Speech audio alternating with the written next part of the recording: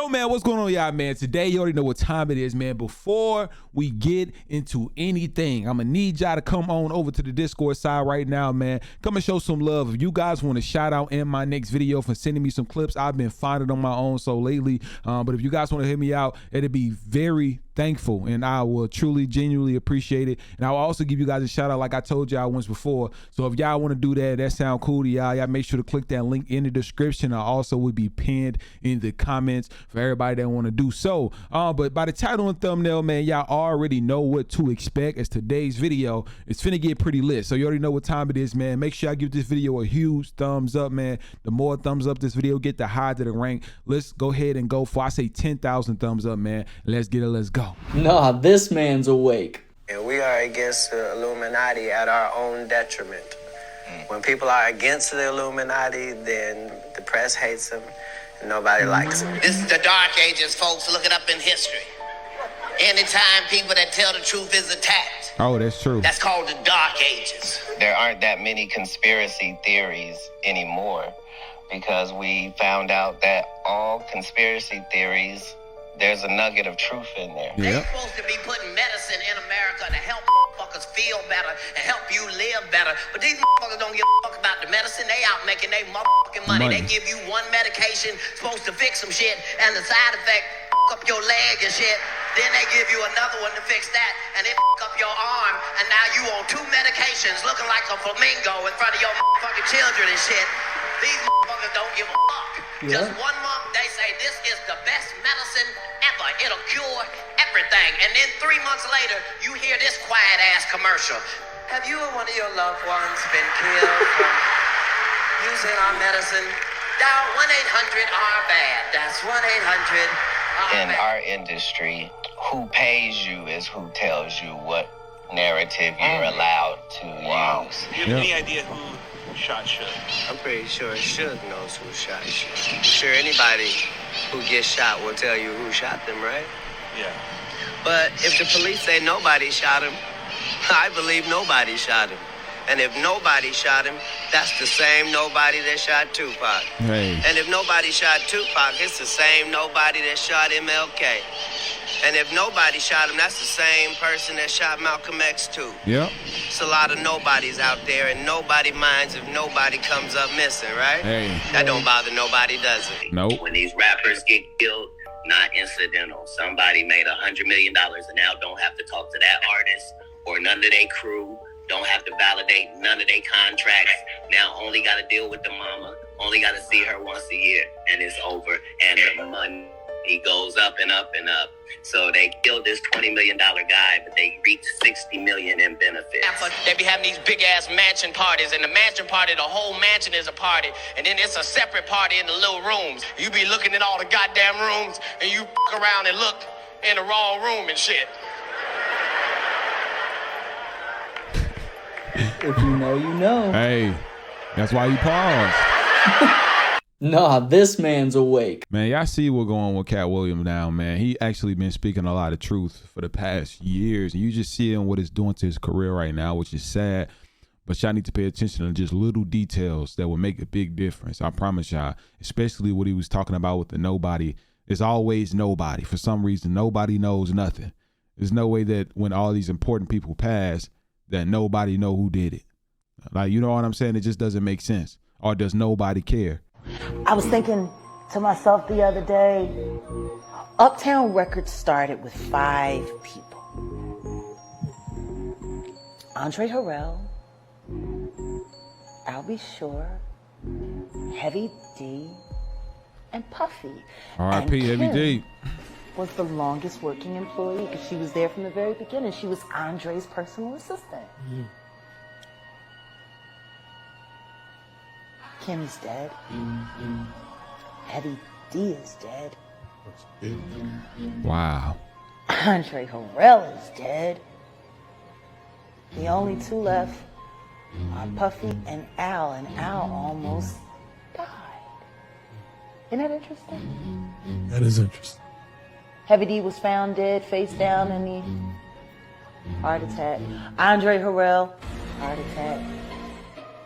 Kim died from pneumonia, but there's the first coroner's report that said that she died, it was ruled a homicide, and they found toxins in her body to prove that she had been poisoned. You know, they have poisons that create heart attack and pneumonia-like symptoms. And then right after that, Al had a meeting, and I was going to meet up with him because we were in Vegas. And then the next thing you know, you want to know what they all had in common, though? The survivors and the late of Uptown Records, they were all writing tell-all books. Mm-hmm. Andre was writing a book right before he died. Heavy D was working on a book before he died. Right. Kim Porter was working on a book before she died. And Al B. Sure was working on the documentary of his life. And then he goes into a coma. Has Puffy ever been in a coma? Has anything happened to him? He must be the luckiest motherfucker, because it seems like everybody that worked at Uptown Records from the very beginning is gone. I was thinking to myself the other. You know, I've been hearing a lot about Puffy, and the fact that she even spoke out about it. It's so crazy too, because she even said, if like, I remember watching a different clip. I didn't hear this part exactly, but I ended up watching a different clip when she said something about Puffy and Tupac, right? The fact that now things are coming out that Diddy actually paid $1 million because they just locked up Tupac's alleged shooter, and they paid $1 million. He paid him $1 million to get Tupac out. It's wild. So it's been a lot coming about Puff, man. It's crazy to see. I mean, he's a world's black billionaire, so I don't know if they just coming for him just because, but it's other black billionaires where you don't hear nothing of, you know, but this is why it's going to be a lot of stuff coming to light in the next 5 years. We're going around Diddy, but y'all let me know how y'all feel about him. It's just always something. Like, I don't think I ever heard something always revolving around somebody in particular, but it's weird to know that it's always him. And not only is it always him, it in all different aspects of Epstein's, and it's just always something revolving around him, and I just want to know why. Like, it gets to a point, it's like he's getting the Oprah treatment, you know. It gets to a point to where a lot of stuff, like a lot of these people not just be making up stuff, and especially a woman like her is not finna go live, somebody who knows him personally, and go live, been around him, and go live on a podcast and just completely says everything. Like, protect her at all costs. Pay attention, because this CIA agent is going to tell you exactly when World War III is going to happen. Whoa. World War III is not going to look like World War II. Mm-hmm. We were talking about this a little bit earlier with the idea of proxy wars. Proxy wars are a tool that superpowers use to fight against each other without expending their own human lives. We've been in proxy wars since 2012. Syria, Yemen, Libya, we're all proxy wars. And those are just the major proxy wars. We're not even talking about some of the wars that you've seen in Thailand, in Myanmar, conflicts that have happened all across Latin America, coups in Africa. They're all smaller, less newsworthy proxy wars, and Americans are totally blind to it. In many ways, I would argue that we're already in the beginning phases of World War III. Yeah. And World War III looks like proxy war between the world's largest economies, which those economies are starting to band together, right? World War II was defined by Axis and allies. Mm-hmm. Remember that? You had Italy and Germany, Nazi Germany, and Japan all working together with some other countries. And then you had the UK and the Americans and the Australians all working together with countries like Russia and China as the allied powers. We're already seeing that happen now. You're seeing it in the UN. Uh-huh. You're seeing it with NATO. You see Russia, China, Iran, North Korea coming closer and closer together, pulling Turkey into their own sphere of influence. You see Poland, Germany, the UK, the United States, Canada, all pulling together, right? And you see the countries, the world itself dividing along these axis and allied powers again. That's, to me, signs that the world is already preparing for a long-term engagement, a long-term war. That's true. And I feel like that once all these allies and people divide, because that is what's going on a lot right now. Just even look at, like he said, with the Russia and China situation. Once they divide, they're going to start fighting for the motherlands, the wealthy lands that have the oils, the gold, a lot of countries that's in Africa. Like a lot of it's gonna be a lot of that, and that's what's going to start a lot of it. But like he's saying, it possibly won't be the war like World War I and II, but it's going to be on a totally different level, and we're just seeing the beginning of what's going to be an actual war. I'm telling you, the war just won't look like nuclear weapons and bombers taking over cities. It's going to look like a line of third world countries that everybody's going to fight over, and there's going to be devastation in these third world countries that are resource rich countries, mineral rich countries, strategically important countries. Didn't I just tell y'all? But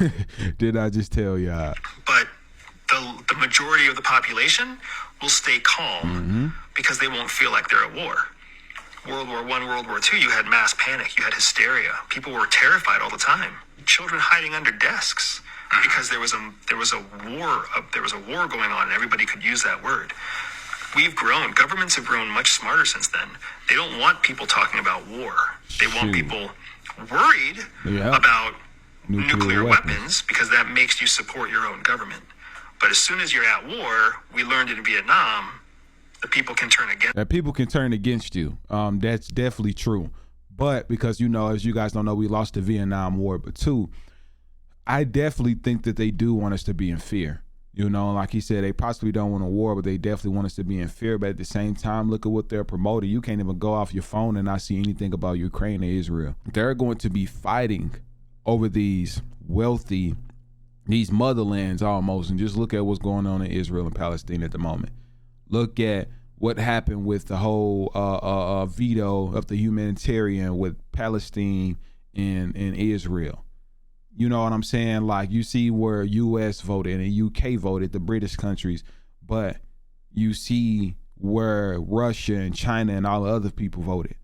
Like, this stuff is just getting started, and it will definitely get deadly. I'm not going to sit here and say that it's not going to get deadly, because I think every war somehow is going to potentially get deadly. But I definitely do believe that it's going to get deadly. But it's just a matter of how long that would take till we get to that point. But it's coming, I promise you. Have you seen this? This politician said Joe Biden is not corrupt, and the response he gives back is interesting. Let me know your thoughts on this. Senator Biden, it's nice to have you here. As the youngest member of the Senate, the one, therefore, who may expect the longest career there, I wonder if you'd say to us, since it's clear that you're not corrupt and you got elected, why should people think that the system produces corrupt results when there you are? Well, I'm not sure you should assume I'm not corrupt, but thank you for that, though. The system does produce corruption, and I think implicit in the system is corruption, when in fact, whether or not you can run for public office, and it costs a great deal of money to run for the United States Senate, even from a small state like Delaware, you have to go to those people who have money, and they always want something. Have you seen this? This politician. All right, y'all have to let me know what he was meaning by that. I'm a little lost, but yeah. Let me know down below what he was meaning by that. Racist phrases you're still using. Long time no see. Originally printed in an article to represent the broken English of Native American speakers. Wow. How mumbo jumbo. The Mandinka word mama jumbo was transcribed by a white dude in a book to mumbo jumbo. It was later applied to anything that was confusing. No can do. A jab at Chinese immigrants who didn't speak English well. Cakewalk. In the South, slaves dress it up on Sundays and perform dances to mock their white owners. The white people didn't know they were the butt of the joke. Go figure. So they gave the slaves cake as a reward. Tipping point. Originally used to describe the amount of non-white neighbors it took to make white people flee an area. It's getting a bit too urban here, Wyatt. Okay, yeah, I definitely need to stop using these phrases then. Well, some of them, majority of them. I definitely got to think about twice about this, 100%.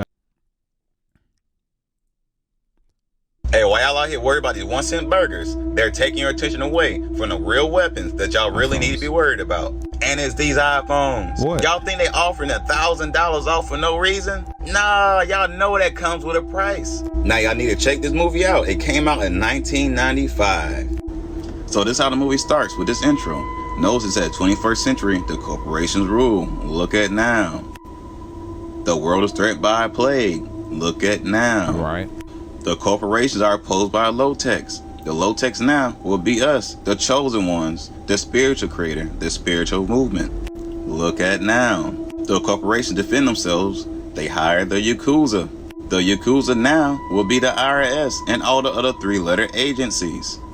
And knows they depict the low-techs as living in old city cores like rats. It's because we are living outside of their society in this new world.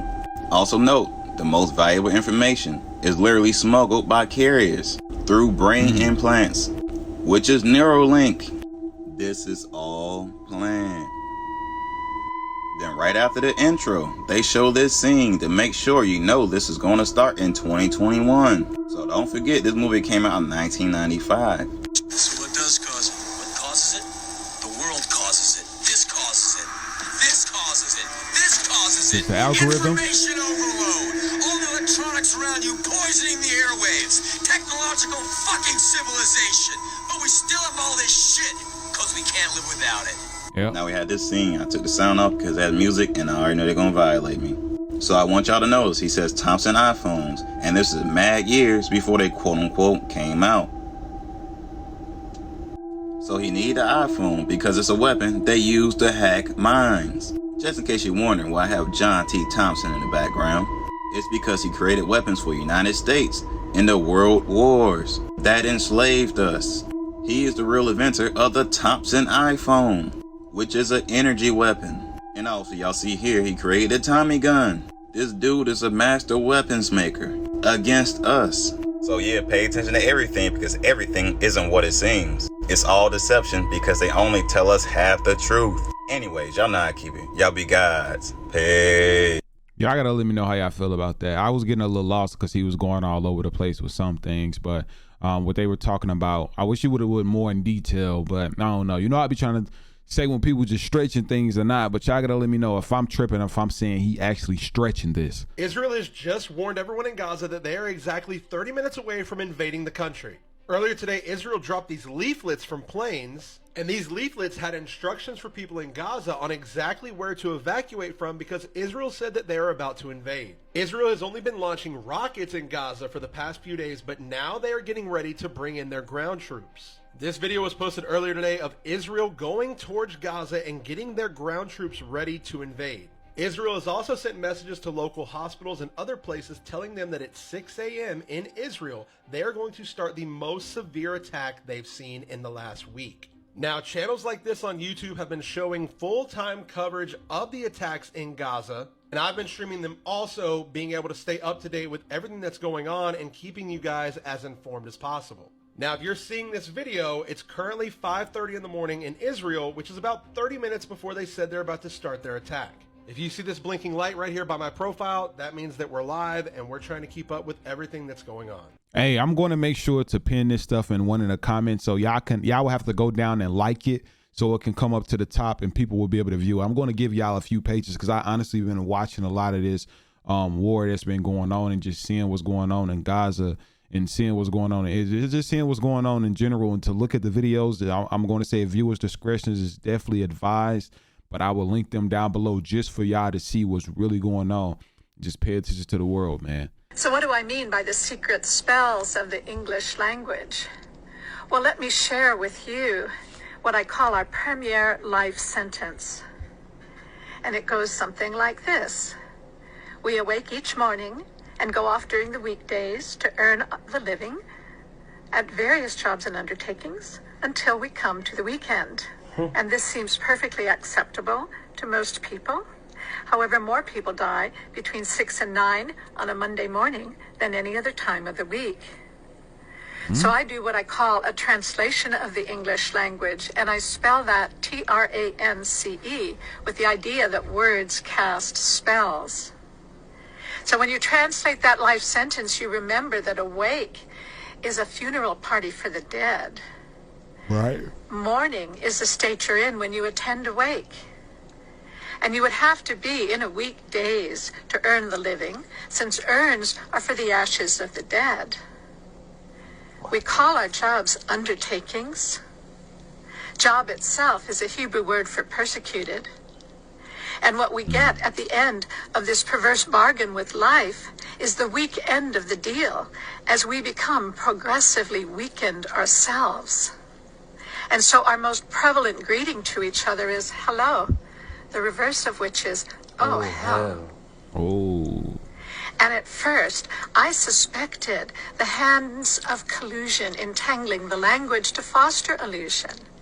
And I think it's quite true that a culture's theology has a great deal to do with a word's etymology and how it evolves over time to combine incompatible meanings that may undermine the original thoughts it was meant to define. But now, I don't think it's planned, for the thing that I've found is that like concepts can gravitate toward the same sound and vibrate at the rate that our thoughts designate. Because words are electromagnetic vibrations whose fine alphabetic tintinnabulations can take on the tint of our true expectations, which they then imprint on our metal of mind, causing sounds to adhere when they're of the same kind. Dude. Okay. All right. I'm not gonna lie. It kind of tricked me. I mean, it's not my first language anyway, so you know that's something I ain't really got to worry about. I mean, I do got to worry about because it's been so many years of slavery and things that they have adopted the language that the slave masters had wanted us. They didn't want us to speak our native language, but it's up to me to learn it, which is just very, difficult to learn, but it's something to learn, but I don't know. What y'all feel about this? I feel like this could be pushing the fence a little bit. But yeah, man, this is the end of the video as usual, man. We got to do a nice outro. So if y'all enjoyed this video, man, make sure to give this video a huge thumbs up, man. We at the end. Y'all gotta let me know your honest thoughts and opinions on this entire episode. This was another lit episode, man. I've been seeing that y'all been enjoying this type of content a lot more lately. So if y'all want to show me some love, I already told y'all to come on over to Discord. It's linked in the description. It's also pinned in the comments. It would definitely mean a lot. You know what I'm saying? But make sure before y'all walk out, y'all give this video a huge thumbs up before you hit the dough. That'd be genuinely appreciated, man. We're trying to hit that marker of 10,000 likes on my first video. So let's go in and let's get it. And let's go ahead and let's go. I think I said it right.